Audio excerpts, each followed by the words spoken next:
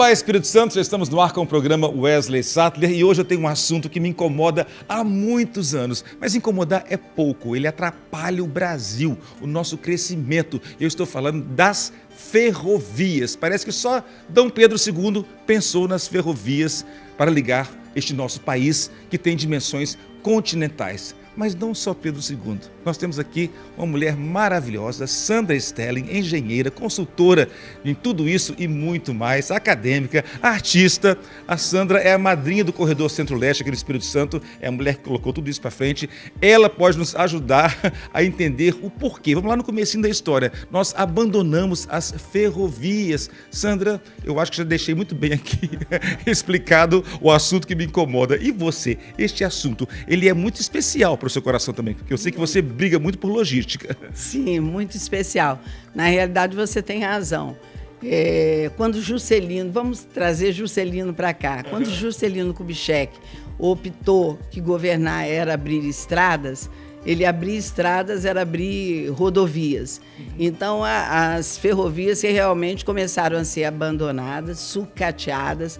Nós, anteriormente, nós chegamos a ter um parque ferroviário expressivo, tínhamos transporte não só de cargas, mercadorias, mas também de passageiros. Você tinha transporte de passageiros Rio, São Paulo, Belo Horizonte, Rio Vitória, mesmo com a nossa ferrovia ainda que tem traçado muito montanhoso, né? Até Cachoeiro, essa região. É um passeio. Era um passeio, realmente era um passeio.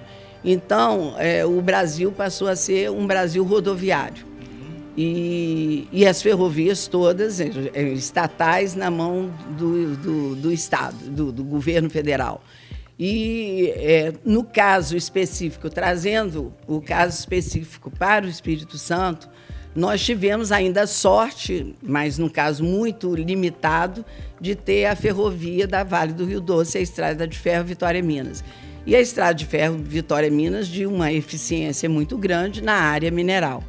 Então, o Espírito Santo ficou com muita limitação na parte de transporte de outras mercadorias, de carga geral, de grãos nem se falar, porque quando falava em grãos era rodoviário, mesmo assim, rodoviário para o Porto de Paranaguá e ferroviário e rodoferroviário para o Porto de Santos, né? E agora, nesse governo, muita coisa pode ser feita, Wesley, independente de governo federal. Vamos chegar lá, mas antes eu quero continuar ainda nesse panorama do abandono das ferrovias por todo o Brasil, porque as rodovias, elas requerem manutenção o tempo todo. Na verdade, nós estamos num país, como você disse, é um país de clima tropical, que chove muito também, não é? Sim. Então, ou seja, nós optamos erradamente ou naquele momento era necessário, ou deveríamos ter feito as duas coisas? Eu acho que deveríamos ter feito as duas coisas. É claro que o Brasil também era necessário você fazer ligação rodoviária, interiorizar o desenvolvimento através das rodovias. Abrindo uma nova capital, como foi o caso de Juscelino, precisava de tudo aquilo convergir para lá também? Exatamente. Mas não era... o erro foi abandonar o investimento na área ferroviária. Nós pagamos um alto preço por isso, não é verdade? Um alto preço por isso, porque o custo da mercadoria... Bom, não precisa dizer em que situação que nós estamos, com diesel, com a gasolina no custo que está. Ontem mesmo eu tive uma consulta na área de fazer uma exportação na área de manganês. A primeira coisa que me perguntaram, você consegue fazer a logística? Porque o diesel está caríssimo, entendeu? E se você vai fazer, dependendo da área portuária que você vai fazer o escoamento da produção, se é rodoferroviário ou se é rodoviário, você inviabiliza, você tem o produto na mina ou na área de produção e você não consegue tirar o produto em função do preço. Ok, o problema está posto e agora? Quais são as soluções? Nós podemos criar novas ferrovias, o governo pode abrir licitações, a gente pode entrar nisso sem que a burocracia atrapalhe tanto o surgimento e a concretização desses escoadores, na verdade, de produção e de progresso. Sim, já foi criado ano passado, primeiro uma medida, foi uma medida provisória do governo em setembro e depois se tornou um decreto-lei em dezembro, se não me engano, 14.263, não tem bem o número na cabeça. Mente maravilhosa, adoraria ter uma mente dessa. E esse decreto, ele é uma outorga de autorização. O que quer dizer isso? Ele reduz muito a burocracia e o tempo de tramitação na análise de processo de requerimentos para o investimento privado na ferrovia. É um programa Pró-Trilho, né? Que eles estão chamando de Pró-Trilho. Já tem 27 projetos aprovados. Dentre eles, tem projetos do Espírito Santo, como para o Porto Central, lá no sul do Espírito Santo, né? Me lembra a região do sul. Presidente Kennedy, 2 ferrovias, ligando tanto a área de calcário, argila, ferro gusa, como na parte também de minério, em 7 Lagoas. Então, tem dois requerimentos para essa área. Tem requerimento para o norte do estado, para o Porto de Petrocity, já aprovado, e 50 em análise. Esses 27 novos projetos, se os investimentos ocorrerem no tempo previsto e tudo, aumenta a malha do país em 1/3, a mais da malha ferroviária. Que maravilha, hein? E agora também falando sobre turismo, né? Porque a ferrovia tem a ver com tudo isso. Eu lembro muito que no governo Dilma, se eu não me engano, falou-se em um trem-bala.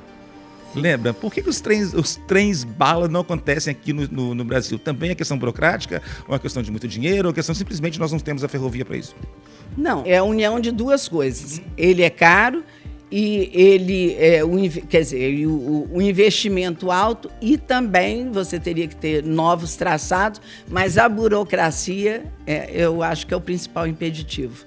Agora, falando como leigo, uma pessoa, uma vez, discutindo sobre esse assunto de trens-balas, falou: mas nós vivemos num país muito perigoso, um país de muita violência. Como é que a gente pode garantir que aquele trem vai achar o caminho limpo, aquele trilho limpo até o final? Sem impedimentos de arrastão, aquelas coisas malucas que eles colocam no trilho para parar um trem. Eu acho que isso não é motivo para preocupação. Eu não considero, apesar de toda... Esse terrorismo todo. Não, eu não considero esse terrorismo todo, não. Você tem países na Europa e tudo mais que a gente tem, você vê violência o tempo todo. E nesse caso, eu acho que os trens que nós temos hoje, sim. Uhum. Se você focar, por exemplo, em trens no Rio de Janeiro, chegando no Rio de Janeiro, você tem casas junto à linha de trem que teriam que ter sido desapropriadas, e ali, sim, eles falam Serra do Tigre.